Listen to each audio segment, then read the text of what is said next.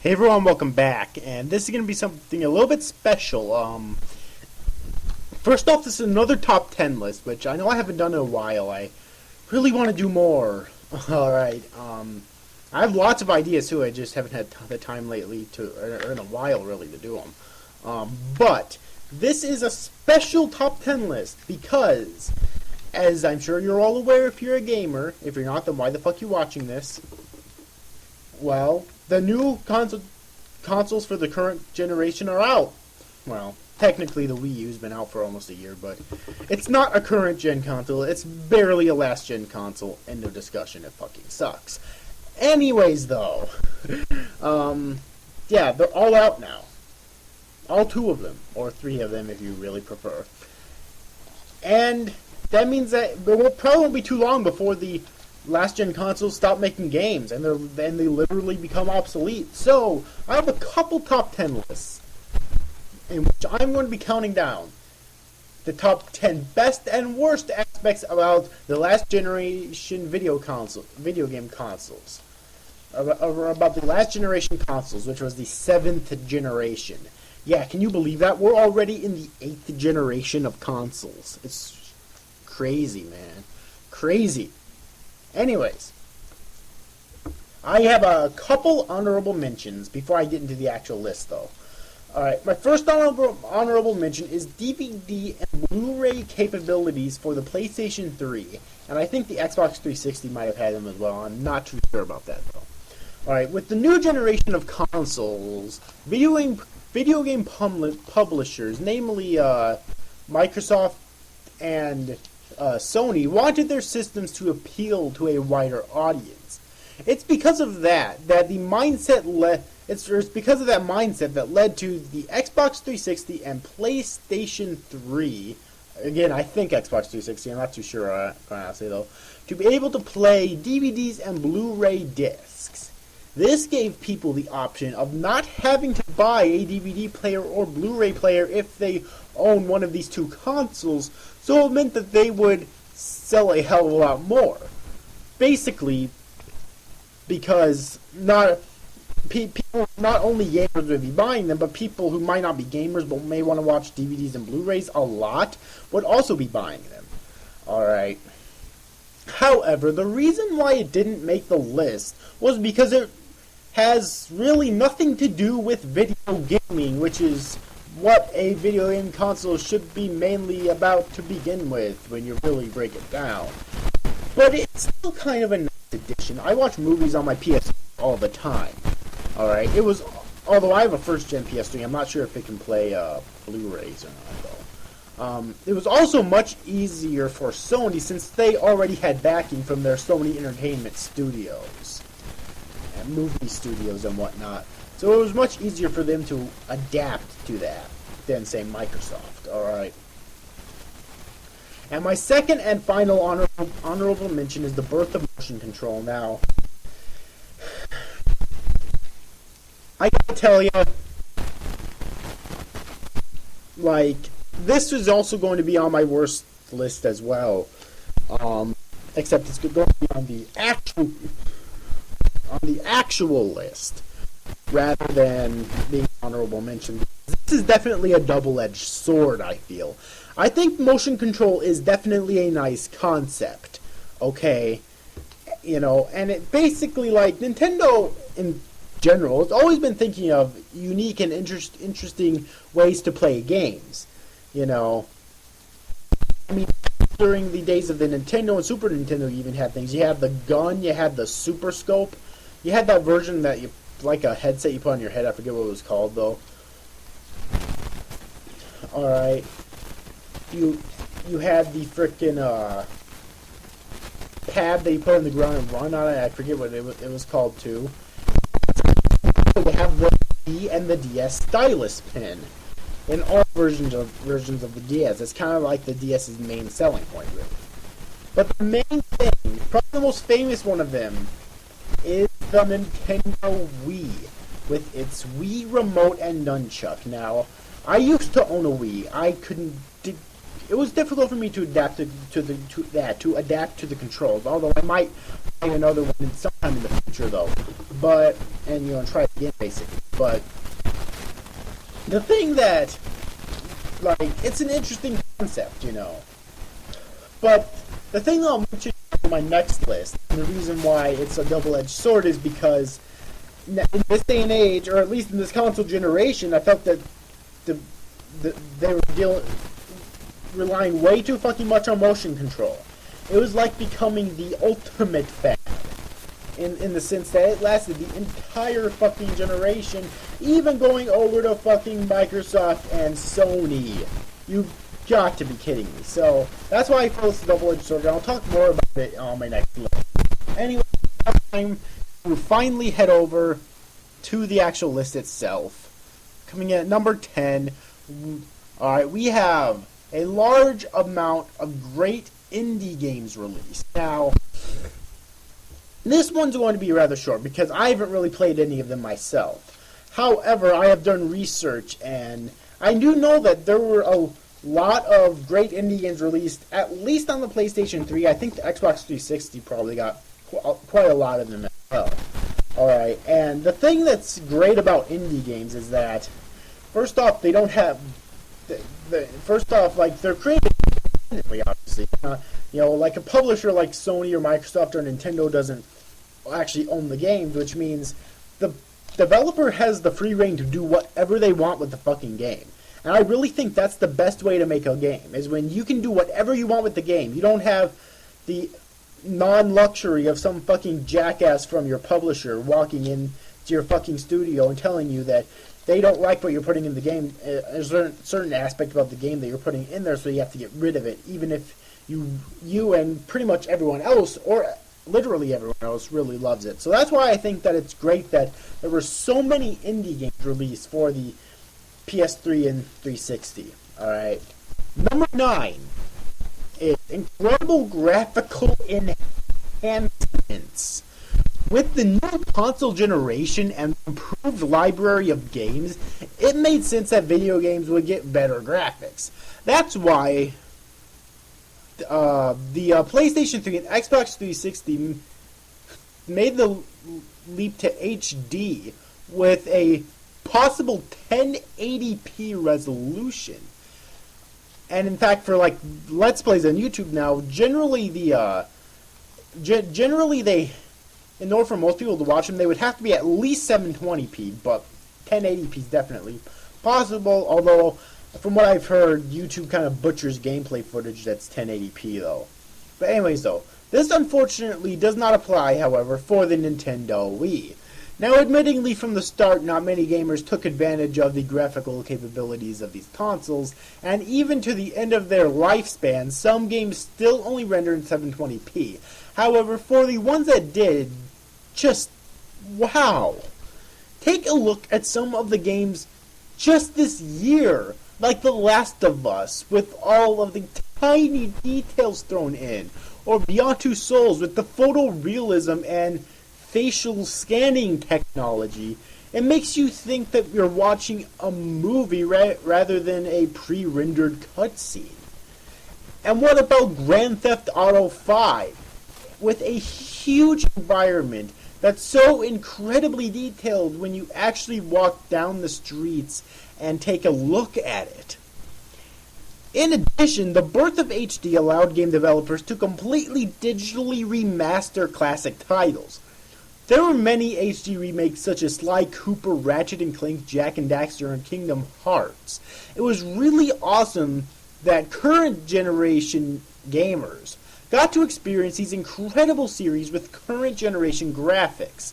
Maybe they were a gem that they happened to miss out on, or maybe they weren't gamers back then, Number 8 is the online capability. Now, this is more of a technical thing rather than a personal thing, because I don't really play games online. I'm mostly a solo gamer. When I do play games with other people, I just invite friends over to my fucking house, okay?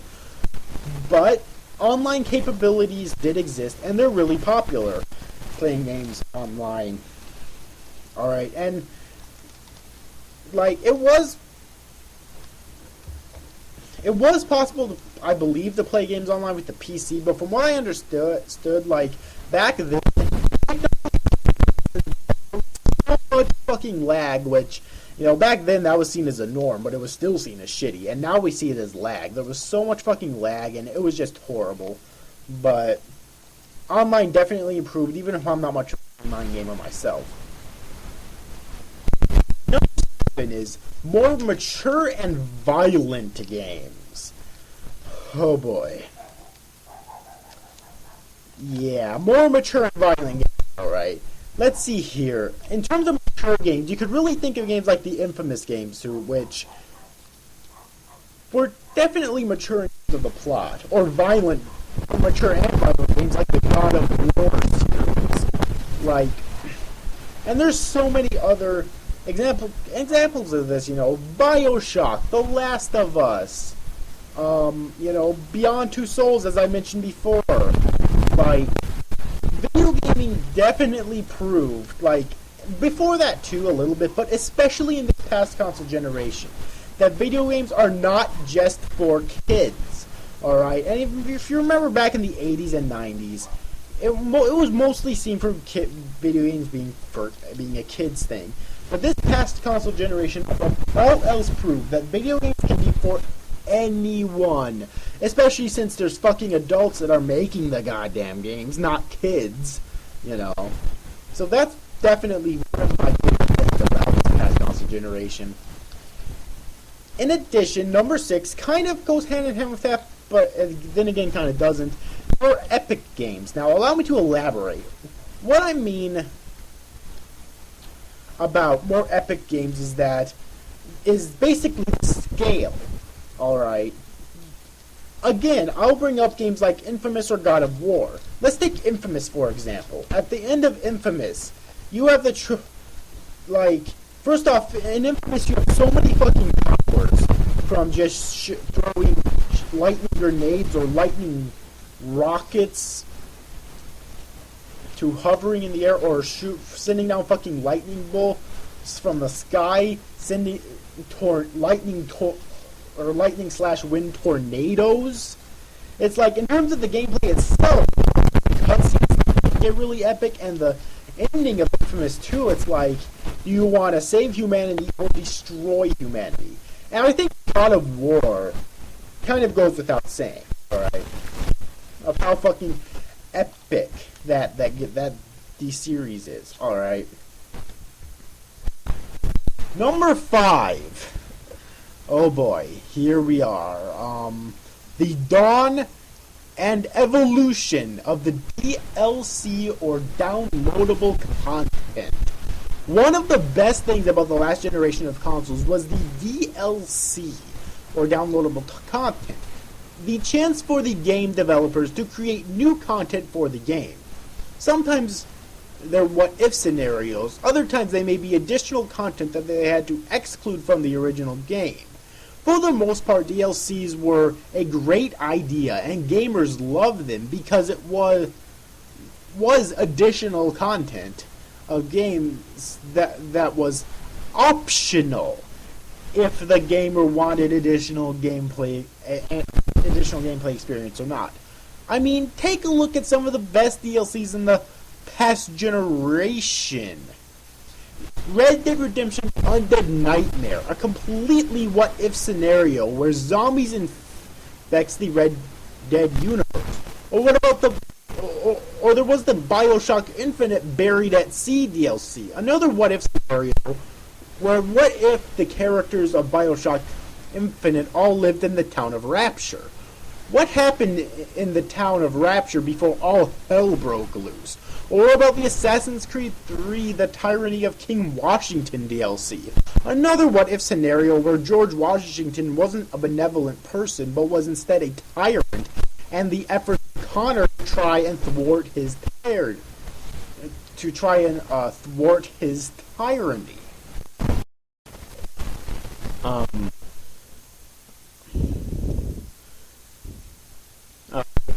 But then also the infamous Festival of Blood DLC, which was a what-if scenario for Infamous 2, taking place somewhere in the story, where a vampire queen known as Bloody Mary attacks and turns into a vampire. Okay. Number 4, the perfection of multiplayer. Now, along with online, I'm not really a fan. If it has like only online multiplayer, then fuck it. That's why I don't play MMORPGs, because I just don't like playing multiplayer online. But perfected in this past console generation, if I do say so myself, with one thing that they seriously needed to get right is the voice chat. But other than that, I felt that, even though I'm not a big multiplayer fan myself, at least not as big as most people are nowadays, I still think that it's really, that they definitely improved on it. Number 3 is games are more serious and treated as art. Alright? And they really are. As I've mentioned before, take a look at Beyond Two Souls. Probably one of the most realistic video games in terms of the graphics ever released. It looks absolutely beautiful in terms of the graphics. Alright? And it truly is treated as art, especially with a game like that, because it doesn't have much to speak of, but it has an incredibly strong narrative. Alright. Games are taken more seriously now because, as I mentioned before, that thought that video games are only for kids is almost non-existent now. It's really starting to go away with the times, which is good because games aren't just for kids. I'm 19 and I don't ever intend to stop playing fucking video games. Alright.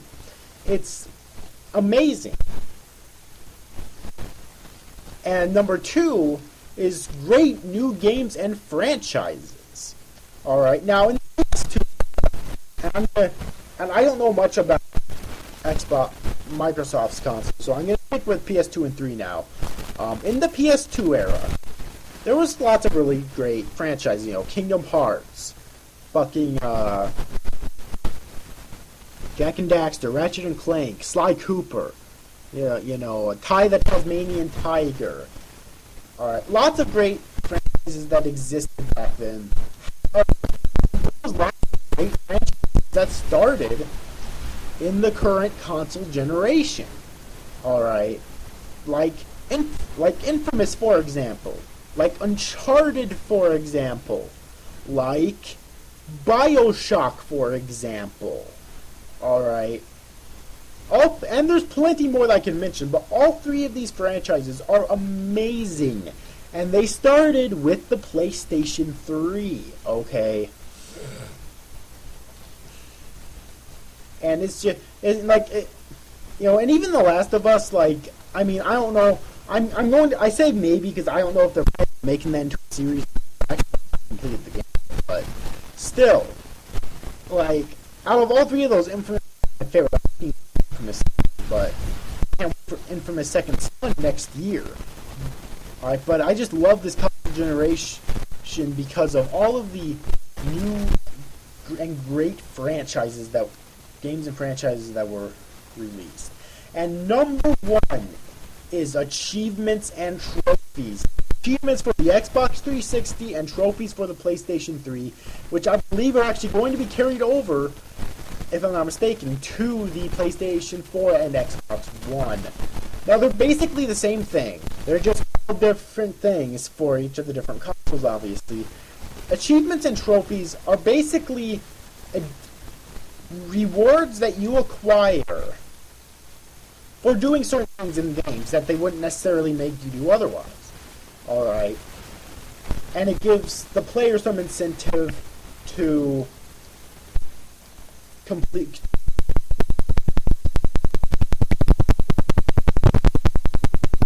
I love getting trophies on PlayStation 3 games, and probably about 98% of PlayStation 3 games have them. I know some don't, but very few PlayStation 3 games don't fucking have them, right? completionist myself, but it's so much fun just replaying the game again to trophies that you may have skipped before or missed or you didn't know about or whatever. And sometimes certain games can have a lot of trophies too. Alright. And it obviously goes in hand with Xbox's achievements as well. Okay, and I just think it's a really great concept, and it's definitely my personal favorite thing about this previous console generation. All right. Well, that was a mouthful, but that was it for this list. I hope you